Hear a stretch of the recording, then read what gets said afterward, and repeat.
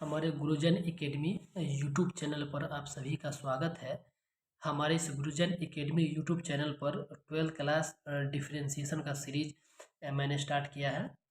तो इसमें मैंने जितने भी एनसीईआरटी के एक्सरसाइज का जो भी क्वेश्चन होगा सब क्वेश्चन को बेहतर कॉन्सेप्ट के साथ बताया जाएगा, ताकि अभी आपको 2 महीने बाद बोर्ड एग्जामिनेशन होने वाला है, इसमें आप अच्छे से अच्छा मार्क्स गेन कर सके। ठीक है, तो हम इसमें आज एक क्वेश्चन लेकर के आए हैं, एक्सरसाइज 5.2 का क्वेश्चन नंबर 1, जो आपका डिफरेंशिएशन का है। ठीक है, तो अगर आपको जितनी भी बेसिक फंडामेंटल जो भी फार्मूला, किस तरीके से फार्मूला यूज होता है, ये सब अगर आपको ये वीडियो देखना है तो मैंने एक वीडियो सिर्फ और सिर्फ फार्मूला का अपलोड किया हूँ अपने चैनल पर।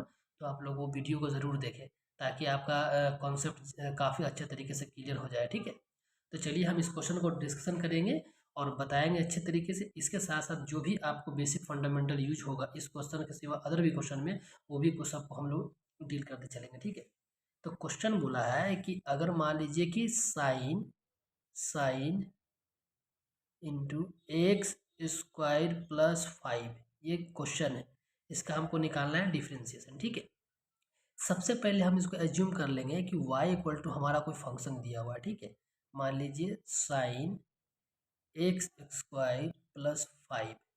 अब देख लीजिए, अगर क्वेश्चन में अगर आपको सिंपल इस तरीके से दिया हो तो आप इसको एज्यूम कर लेंगे, क्योंकि देख लीजिए कि जब डिफरेंशिएशन जो होता है वो किसी के रिस्पेक्ट में हम लोग डिफरेंशिएट करते हैं। अगर इसका अगर मान लीजिए कुछ फंक्शन नहीं दिया हो in term of t, in term of x, in term of y, तो हम इसको हम सबसे पहले हम लोग क्या करेंगे, एज्यूम कर लेंगे। यही फॉर्मेट होता है डिफरेंशिएशन को बनाने का, और इसी फॉर्मेट से आप किसी भी एग्जामिनेशन में अगर बनाएंगे तो आपको बेहतर से बेहतर फुल मार्क्स मिलेगा। ठीक है, तो आप इसको अच्छे तरीके से समझे, जो भी डाउट होगा आप हमें कमेंट में ज़रूर करें। ठीक है, तो हमने इसको एज्यूम क्या कर लिया, y equal to sine x square plus 5 को मैंने y एज्यूम कर लिया। अब देख लीजिए, ये क्वेश्चन को यहाँ से बनाने का दो तरीका है, या तो सिंपली इसको डेरिवेटिव कर दीजिए, और इसको आसान करने के लिए गुरुजन एकेडमी पर ही आपको इस तरह का कॉन्सेप्ट मिलेगा। अब हम इसको आपको काफ़ी ट्रिक के थ्रू समझाएंगे, ताकि आपको आसान भी नहीं लगेगा। अब हम लोग क्या एज्यूम कर लेते हैं कि assume t equal to x square plus 5। अब मैंने इसको इसलिए एज्यूम किया, ई एक्स स्क्वायर प्लस 5 को मैंने टी इसलिए एज्यूम किया ताकि आपको फंक्शन जब आप दिखेगा ये क्वेश्चन तो आपको आसान तरीके से दिखेगा।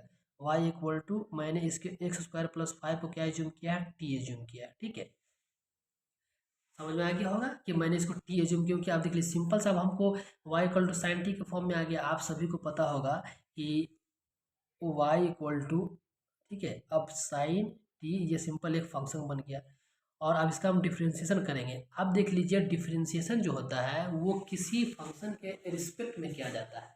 अब देख लीजिए, हमको जो फंक्शन दिया y दिया हुआ है, लेकिन हमको ये किसके रिस्पेक्ट में करना है, ये t के रिस्पेक्ट में करना है। ठीक है, तो आप देख लीजिए d y upon d t equal to, और साइन टी का डिफरेंशिएशन क्या होगा, कॉस टी। सर आप सभी को अगर पता है तो ठीक है, नहीं पता है तो आप जा करके वीडियो जरूर देख लीजिए। मेरा एक शॉर्ट वीडियो है, सारा फार्मूला इसमें लिखा हुआ है, फार्मूला का वीडियो देख लीजिए।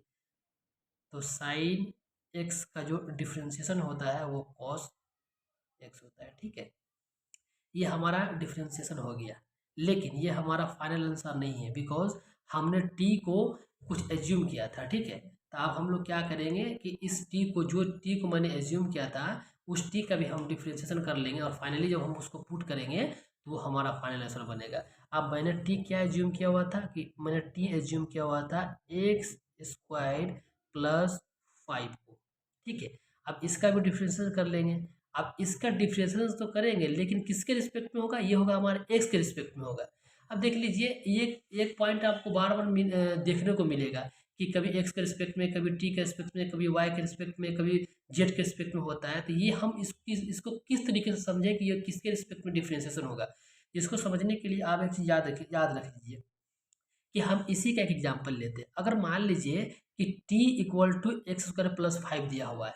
ठीक है, तो जो ये 5 दिया, t equal to x square plus जो 5 दिया हुआ है, तो अगर मान लीजिए कि हम इस t के वैल्यू को अगर चेंज करते हैं, ये t के वैल्यू को चेंज करेंगे, तो ऑटोमेटिक इसकी डिपेंडेंसी किस पर होगी, ये x पर होगी, क्योंकि जब इसको हम चेंज करेंगे तो ऑटोमेटिक इसको चेंज करना पड़ेगा।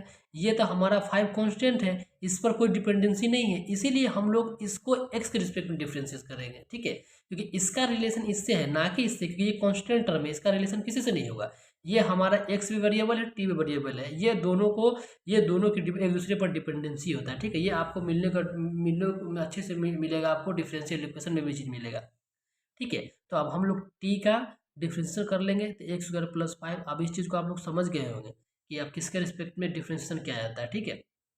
अब देखिए डी टी अपॉन किसके रिस्पेक्ट में होगा, एक्स के रिस्पेक्ट में होगा, तो d t upon d x equal to, आप देख लीजिए यहाँ पर कि एक्स स्क्वायर प्लस 5 है, और आपको एक सिंपल सा डिफरेंशिएशन का एक बेसिक फॉर्मूला आप सभी को याद रखना पड़ेगा, इसके बिना डिफरेंशिएशन एकदम अधूरा है, इसका जान है, जान क्या है ये फॉर्मूला, जान शान सम्मान सब है, क्या है कि x to the power n, अगर इसका डिफरेंशिएशन निकालने के लिए बोले तो n into x to the power n minus 1।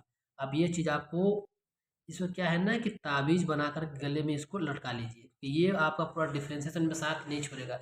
और यही नहीं, इसका आपको डिफरेंशिएशन, इंटीग्रेशन, डिफरेंशियल इक्वेशन सब जगह यूज पड़ेगा, ठीक है।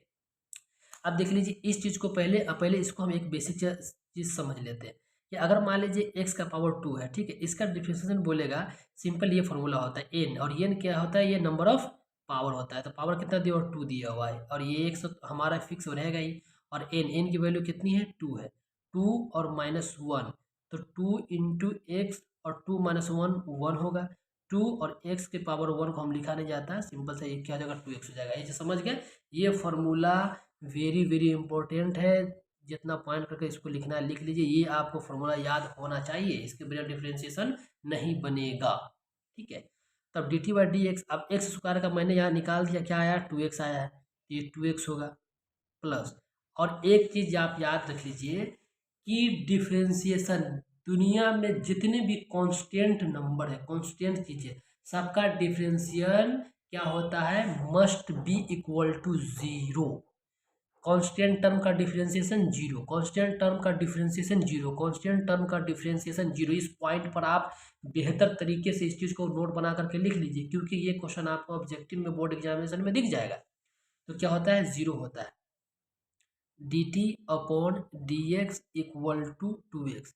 अब एक चीज़ याद रखिए कि ये कांस्टेंट टर्म का डिफरेंशिएशन 0 ही क्यों होता है, तो इसका एक तो बहुत लंबा प्रूफ है, लेकिन आपको एक सिंपल सा लॉजिक मैं समझा देता हूँ कि कुछ देर पहले मैंने क्या बोला कि ये इस टी का डिपेंडेंसी एक्स पर है, ये 5 से हमें कोई मतलब नहीं है, कांस्टेंट टर्म है। इसका मतलब ये क्या हुआ कि डिफरेंशिएशन करते समय हमें कांस्टेंट टर्म पर ध्यान ही नहीं लगाना, इसीलिए इसकी डिपेंडेंसी इस पर हुई थी और इसके रिस्पेक्ट में डिफरेंशिएशन हुआ था, समझ गए ना, ठीक है। तो हमें D t by D x का कितना वैल्यू मिल गया, 2x मिल गया, ठीक है।